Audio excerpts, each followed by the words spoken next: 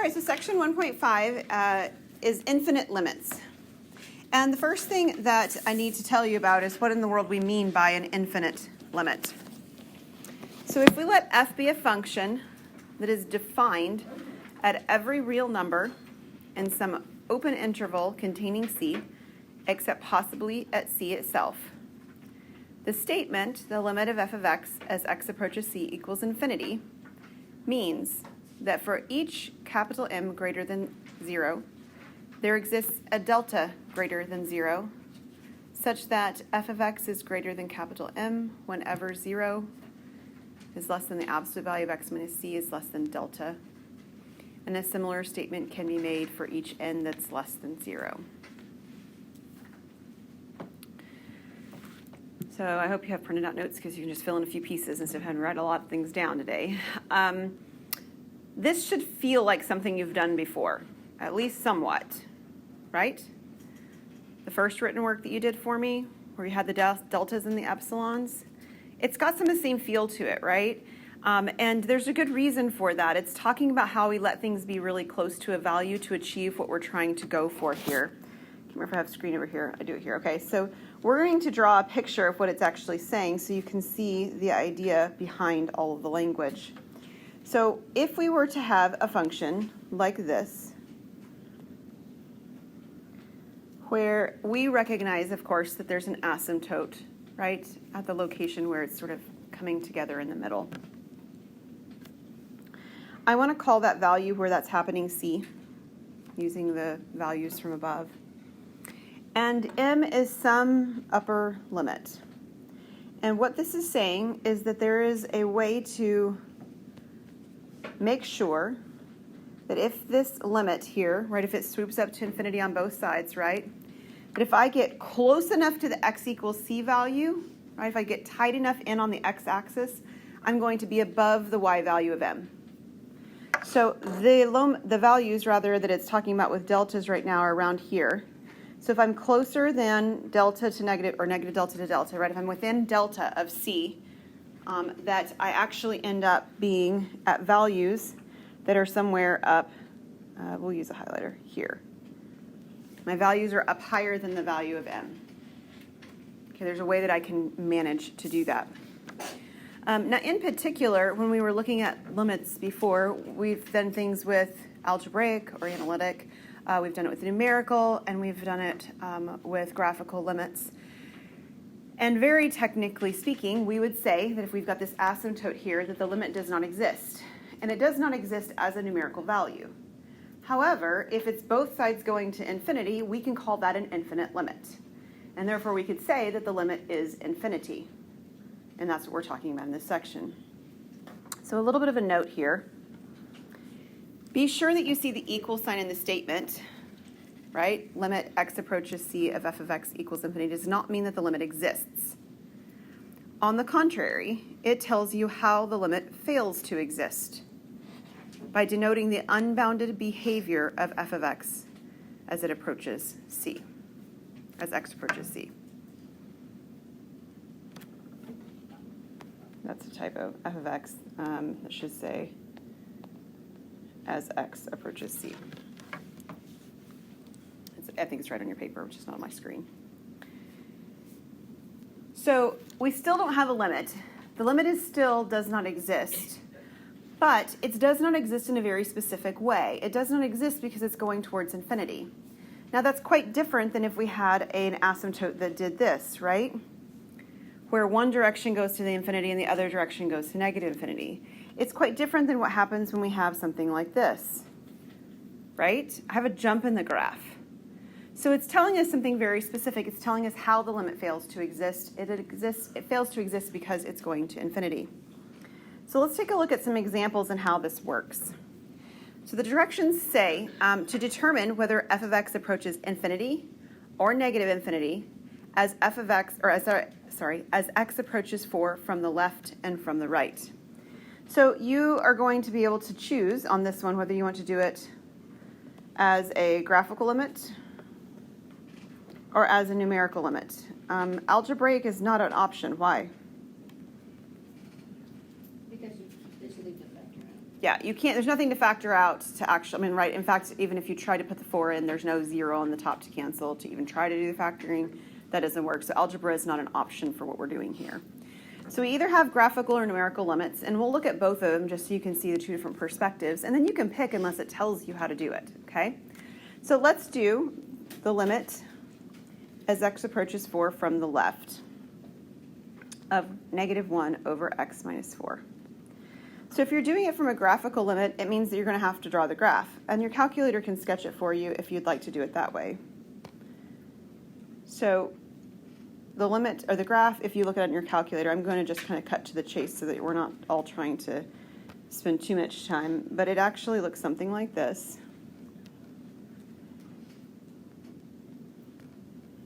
And your calculator would do just that same thing for you, except it wouldn't put the dotted line in there, right? It would leave that out. But this is the graph. So if I'm going to 4 from the left, it means I'm on this particular side of the graph. All right, so what is the limit doing as I move towards 4 from the left?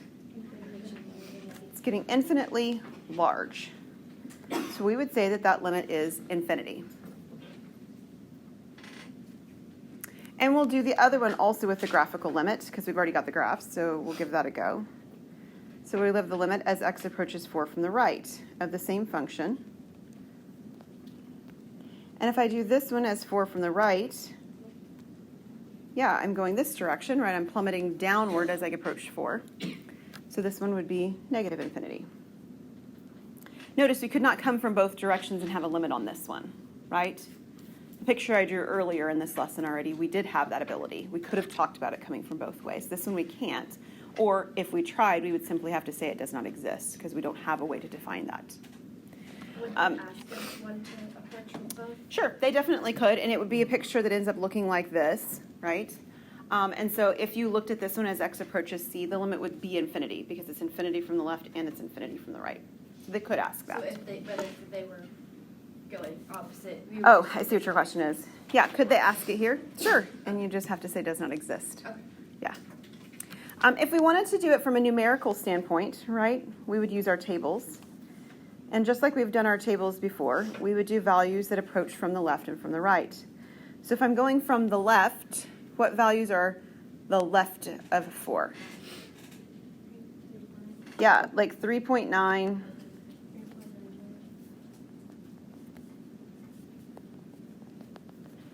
And if I do it from the right of 4, I have,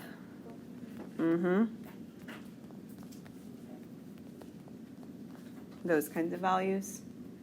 And we can do the same sort of thing, right? We would just be evaluating it into a calculator. I don't have mine with me, so let me check.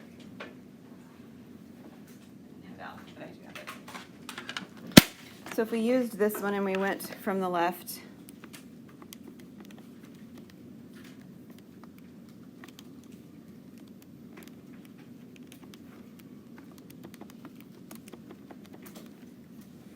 I'm getting values looking something like this. These are my y values. I've got 10, 100, 1,000.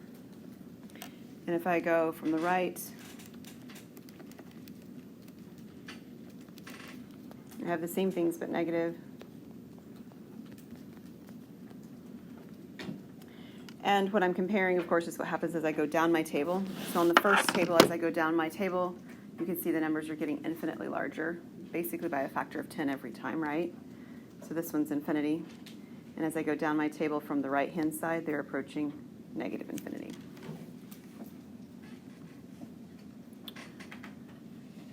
So you get to pick how you're going to justify your answer, but you do have to justify your answer. That's the showing your work part of what's going on.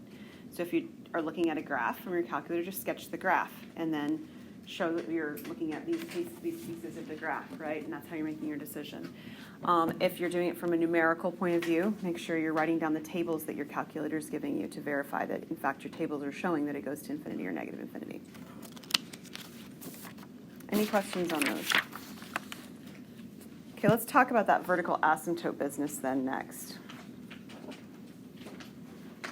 If f of x approaches infinity or negative infinity, as x approaches c from the right or from the left, then x equals c is called a vertical asymptote of the graph of f. Okay? So they're actually defining vertical asymptote here in terms of what the limit behavior is doing. And that's what your calculus perspective is doing for you here. Now we're going to use this idea of vertical asymptotes right here in theorem 1.14. So if f and g are continuous on an open interval containing c, f of c does not equal 0. So the top, because that's where they're going to put this here in a moment, right? Do you see that? F of c is the top. The top is not 0, but the bottom is, right? G of c is 0. So I have 0 on the bottom but not on the top. So that would be an example of what happened in the last function. 0 on the bottom if I tried to plug in 4 but not on top. Then there exists an open interval containing c such that g of x does not equal 0 for all x not equal to c in the interval. Then the graph of the function, h of x equals f of x over g of x, has a vertical asymptote at x equals c. So again, I'm going to flip back over to that previous one. I'll come back to this slide. This is a prime example of what it's describing. It's not got 0 on the top. It does have 0 on the bottom. As we get really close to the x value of 4, I've got values that are not equal to 0 coming up, right? And as that happens, I end up getting a vertical asymptote. So we're going to take sort of a detour a little bit back into algebra, and we're going to find some vertical asymptotes. Do you remember how you find vertical asymptotes, generally speaking? When one of the exponents is larger than the other. Okay, so if our denominator has an exponent larger than the numerator, we likely have a vertical asymptote somewhere from the denominator, coming out from the denominator. How do we find it? We factor the top and the bottom. Now, in particular, we have to be a little bit careful. On this one, we don't even have the denominator, the exponents being bigger, like I mentioned, as an option. They're actually equal. But what we have to be careful of is we have to be careful of factoring and reducing. Because, like we talked about last time, if we can factor and reduce, there's not an asymptote, there's a whole. So we have to be careful that we don't just factor the denominator and think we're done. So vertical asymptotes do in fact come from where the denominator is equal to 0, but when the denominator is equal to 0 and not able to be reduced, okay? So as we're looking at this, we have to factor the top and the bottom. The top is what? Yes, x plus 3 and x minus 3 is a difference of squares. What's the denominator? Fabulous. So there is a location that will cancel. What cancels out in this particular set? Yeah, our x minus 3's cancel out. So while x equals 3 would create a 0 in the denominator, it doesn't create a vertical asymptote. It creates a whole. But this piece will create a vertical asymptote, and it's in particular where that piece is equal to 0. This one's pretty straightforward, but if it were a little bit messier, you might want to actually write out the solving for it. It's at x equal -1. So my vertical asymptote here is at x equal -1. And you might just make yourself a note in case you look back at this later and remind yourself when we canceled, we got a whole.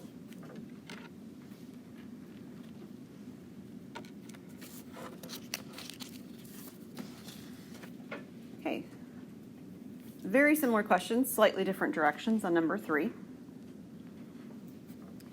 Here they want us to determine whether the graph has a vertical asymptote or a removable discontinuity. Okay, so removable discontinuity means, visually speaking, there's a what? A hole. Okay, so you have to be able to go back and forth with terminology here. But if you have a vertical asymptote, then you get that denominator equal to 0 and not reducible. And if you have a removable discontinuity, it actually reduces. So take a look at this one. Which one is it?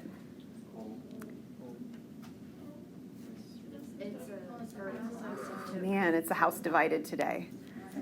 How do you decide? If it factors? And what do you see in that numerator? Man, it's +1 and not -1, right? So the last one had a difference of squares on top. It did factor. This one has a sum of squares on top, and sums of squares don't factor. There's no simplification for that in the real numbers anyway. So I'm not able to factor and reduce that, which means that this is non-removable. I can't factor and reduce.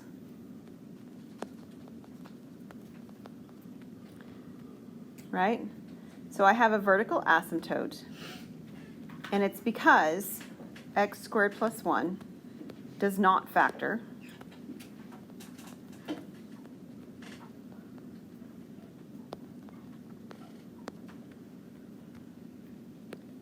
Hence, the x plus 1 on the denominator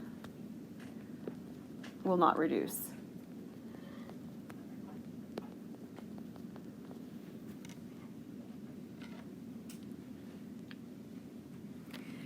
As you're working in WebAssign, they're probably going to ask questions, and they may or may not ask you to justify your answer. Sometimes they'll ask you to justify, but they give you like, a multiple choice kind of justification thing too, so that could happen.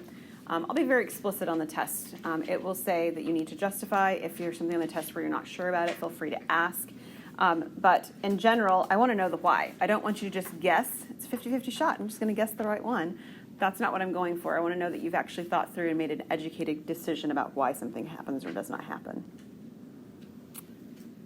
All right, our last piece of information we're going to look at on the last page, properties of limits, talks about what happens when we have sums or differences, products, and quotients. And we've seen these before, but these are happening for specific limits at infinity now. Okay, so when we did them before, we had limits that were concrete numerical values, right? The limit was 5. The limit was 7. Here we now have the ability to say that the limit is equal to infinity, recognizing, of course, that doesn't actually equal a number. It's a concept, right? It's telling you how it fails to exist. But these properties now hold, and they're all the properties that you would want to be true, right? That if you take the limit of f of x plus or minus g of x, and one of them is infinity, namely f of x is infinity, the whole thing's infinity. All right, infinity plus a number or infinity minus a number is infinity. On the second one, if you multiply something that's infinite times something that's finite, because L is a finite number, you get something else that's infinite. Right, infinity times 7 is still infinity.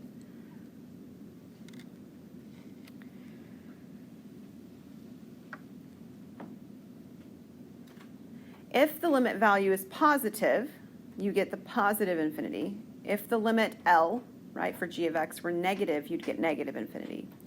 So you could be taking an infinite limit. I'm talking about number 2 right here still. You could be taking something that's infinite times a positive, and you get positive infinity. An infinite value times a negative would give you negative infinity. That's the two different statements they're talking about underneath the product. Quotient simply tells you that if you divide a constant, any number, L, by infinity, you get 0. So something that is infinite divided by something that is, something that is finite divided by something that is infinite gives you 0.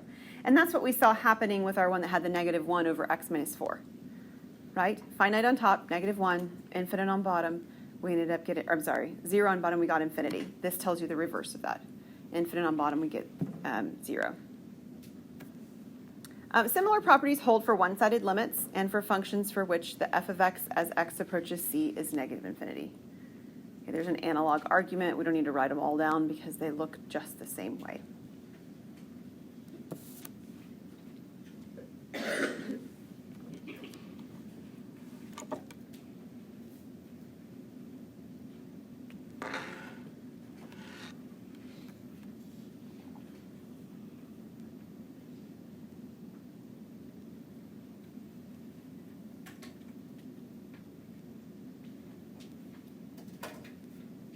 I think I already got everything. That one had a little more writing on it.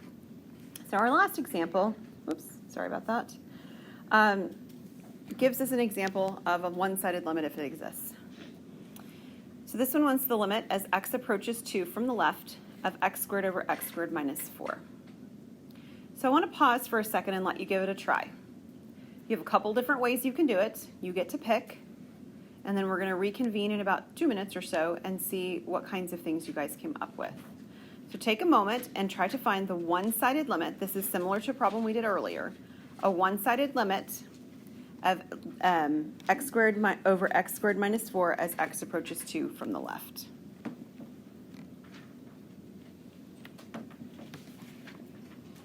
Write it down on your paper like you would if you were doing a quiz question or test question.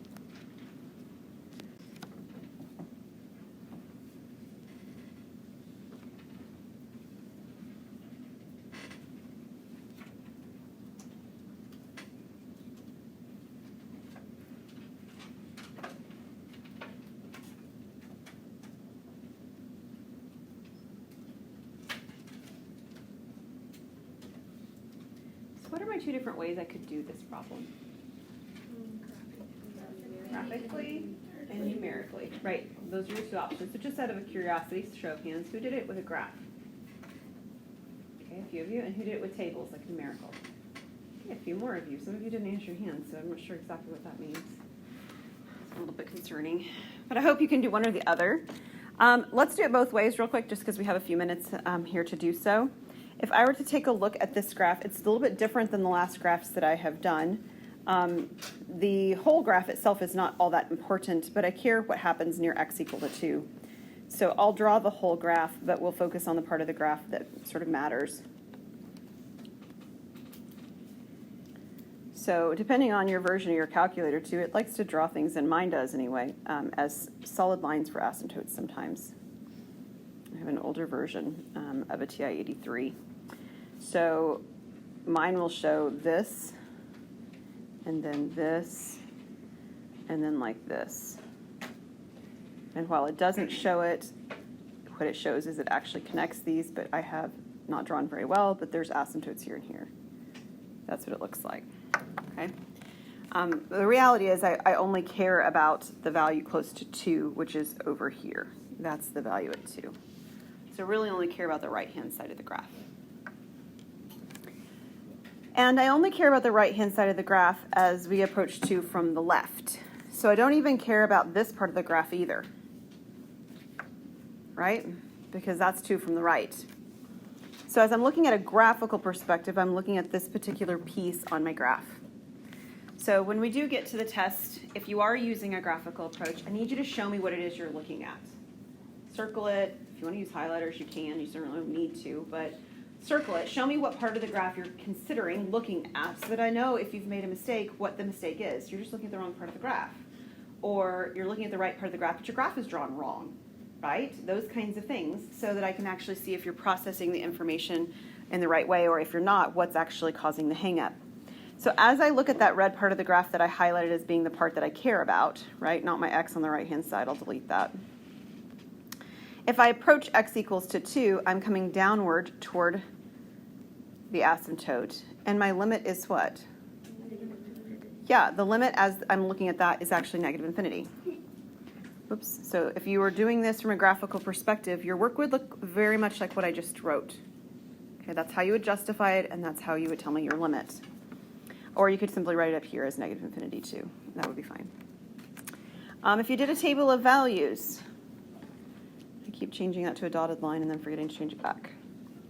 If you're looking at a table of values, what values did you pick?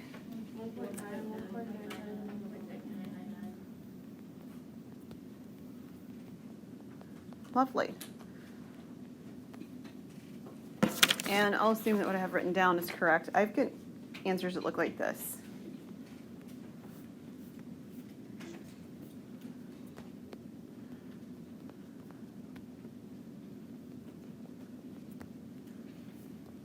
Do your answers look something like that? Pretty close? Good. And as you go down your table, what appears to be happening? We're approaching negative infinity, and that would be our table perspective for that one. Any questions? Yep, Jewel. When I grabbed it on my calculator, it looks different, but I got the same values, so I really don't know what's going on. Let me look at your calculator when we're done, and anything else. Sometimes there's parenthesis issues. Calculators are really picky about that, so that might be why, but I'll just check yours out individually. If everybody else's graphs looked okay, then I think we're all right. All right, we will stop a little early for today.